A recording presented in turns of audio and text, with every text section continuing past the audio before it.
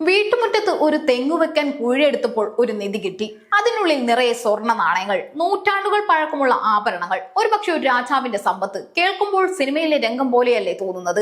പക്ഷേ ലോകത്തിന്റെ പല ഭാഗങ്ങളിലും ഇത്തരത്തിലുള്ള കണ്ടെത്തലുകൾ യാഥാർത്ഥ്യത്തിൽ നടന്നിട്ടുണ്ട്. ഇവിടെയാണ് ഒരു വലിയ ചോദ്യം ഉയരുന്നത്. എന്തുകൊണ്ടാണ് ഇത്രയധികം നിധികൾ ഭൂമിക്കടിയിൽ നിന്ന് കണ്ടെത്തപ്പെടുന്നത്? എന്തുകൊണ്ടാണ് ആളുകൾ കോടിക്കണക്കിന് രൂപ വില വരുന്ന സമ്പത്ത് മണ്ണിനടിയിൽ കുഴിച്ചിട്ടത്? സത്യത്തിൽ അതിന്റെ ഉത്തരം അന്വേഷിച്ചാൽ നമ്മൾ എത്തിച്ചേരുന്നത് മനുഷ്യ ചരിത്രത്തിലെ ഏറ്റവും കൗതുകകരമായ ചില കാരണങ്ങളിലേക്കാണ്. ഇന്ന് നമുക്ക് ബാങ്കുകളുണ്ട്, ലോക്കറുകളുണ്ട്, ഡിജിറ്റൽ ബാങ്കിംഗ് ഉണ്ട്. ഒരു മൊബൈൽ ഫോൺ മതി പണം കൈകാര്യം ചെയ്യാൻ. പക്ഷേ 100-1000 വർഷങ്ങൾക്ക് മുൻപുള്ള സ്ഥിതി അങ്ങനെ ആയിരുന്നില്ല. അന്നൊരു രാജാവിനോ വ്യാപാരിക്കോ സമ്പന്ന കുടുംബത്തിനോ വലിയ സമ്പത്തുണ്ടെങ്കിൽ അത് സൂക്ഷിക്കാൻ സുരക്ഷിതമായ ഒരു ബാങ്കും ഉണ്ടായിരുന്നില്ല. അതുകൊണ്ട് അവർക്കറിയാവുന്ന ഏറ്റവും സുരക്ഷിതമായ സ്ഥലത്ത് അവരത് ഒളിപ്പിച്ചു. ആ സ്ഥലം മറ്റൊന്നുമല്ല, ഭൂമി തന്നെ.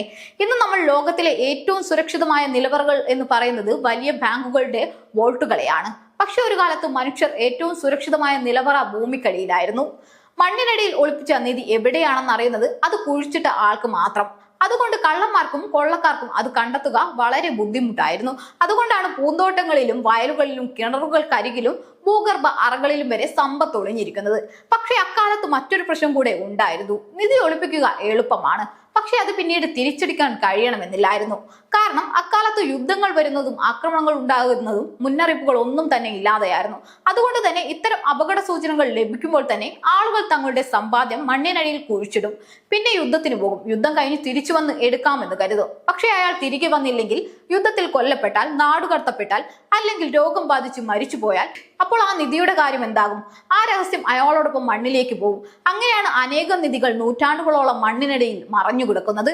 ലോകമെമ്പാടും പുരാവസ്തു ഗവേഷകർ കണ്ടെത്തിയ പല നിധികളുടെയും പിന്നിലെ കഥ ഇതാണ്. ചിലപ്പോൾ ഒരു കുടുംബത്തിന്റെ സമ്പാദ്യം, ചിലപ്പോൾ ഒരു രാജാവിന്റെ ഖജനാവ്, ചിലപ്പോൾ ഒരു വ്യാപാരിയുടെ ജീവിതകാലത്തെ മുഴുവൻ സമ്പത്ത് എല്ലാം ഒരു ദിവസം മണ്ണിനടിയിലേക്ക് പോയി. പിന്നെ നൂറ്റാണ്ടുകൾക്ക് ശേഷം വീണ്ടും വെളിച്ചം കണ്ടു.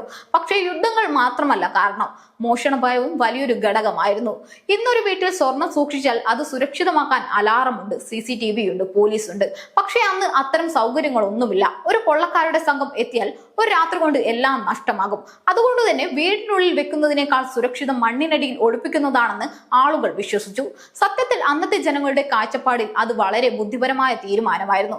പക്ഷെ അവർ ചിന്തിക്കാത്ത ഒരു കാര്യം കൂടി ഉണ്ടായിരുന്നു: കാലം. കാരണം കാലം എല്ലാം മാറ്റിമറിക്കും. ഗ്രാമങ്ങൾ നഗരങ്ങളാകും, കൊട്ടാരങ്ങൾ തകർന്നു വീഴും, നദികളുടെ ഒഴുക്ക് മാറും, വഴികൾ മാറും. പക്ഷെ മണ്ണിനടിയിൽ കിടക്കുന്ന നിധി അവിടെ തന്നെ തുടരും.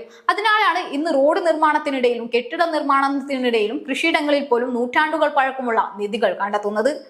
ഇനി ഇതിന്റെ ചരിത്രം എത്ര പഴക്കമുള്ളതാണെന്ന് അറിയാമോ? മനുഷ്യ നാഗരികതയുടെ തുടക്കകാലം വരെ പുരാതന ഈജിപ്തുകാർ, മെസൊപ്പൊട്ടേമിയക്കാർ, സിന്ധു നദീതട നാഗരികത എല്ലാവർക്കും ഈ രീതിയിൽ പരിചിതമായിരുന്നു. പ്രത്യേകിച്ച് മരണാനന്തര ജീവിതത്തിൽ വിശ്വസിക്കുന്ന സംസ്കാരങ്ങൾ. അവർ രാജാക്കന്മാരെ വെറും അടക്കം ചെയ്തില്ല, സ്വർണവും ആഭരണങ്ങളും വിലപിടിപ്പുള്ള വസ്തുക്കളും കൂടെ വെച്ചു. കാരണം മരണത്തിനു ശേഷവും അത് ആവശ്യമുണ്ടാകുമെന്ന് അവർ കരുതി. ഇന്ന് പുരാവസ്തു ഗവേഷകർ കണ്ടെത്തുന്ന പല ശവകുടീരങ്ങളും അതിന്റെ തെളിവാണ്. പക്ഷെ ഇതെല്ലാം കേൾക്കുമ്പോൾ മറ്റൊരു കാര്യം കൂടി മനസ്സിലാകും: നിധികൾ വെറും സ്വർണമോ വെള്ളിയോ അല്ല. അവ മനുഷ്യരുടെ ഭയങ്ങളാണ്, അവരുടെ പ്രതീക്ഷകളാണ്, അവരുടെ സ്വപ്നങ്ങളാണ്, അവരുടെ ജീവിതത്തിന്റെ കഥകളാണ്. ഒരു നിധി കണ്ടെത്തുമ്പോൾ നമ്മൾ കണ്ടെത്തുന്നത് ചില നാണയങ്ങൾ മാത്രമല്ല, നൂറ്റാണ്ടുകൾക്ക് മുൻപ് ജീവിച്ചിരുന്ന ഒരു മനുഷ്യന്റെ അവസാന തീരുമാനമാണ്. അയാൾ എന്തിനാണ് അത് ഒളിപ്പിച്ചത്? എന്താണ് അയാളെ ഭയപ്പെടുത്തിയത്? എന്തുകൊണ്ടാണ് അയാൾ തിരിച്ചു വന്ന് അത് എടുക്കാൻ കഴിയാതിരുന്നത്? ഈ ചോദ്യങ്ങൾക്കുള്ള ഉത്തരങ്ങൾ തേടുമ്പോഴാണ് ചരിത്രം ജീവിക്കാൻ തുടങ്ങുന്നത്. അതുകൊണ്ടാണ് നിധികളുടെ കഥകൾ ഇന്നും നമ്മെ ആകർഷിക്കുന്നത്. കാരണം ഓരോ നിധിക്കും ഒരു വിലയുണ്ട്, അതിനേക്കാൾ വലിയൊരു കഥയുമുണ്ട്.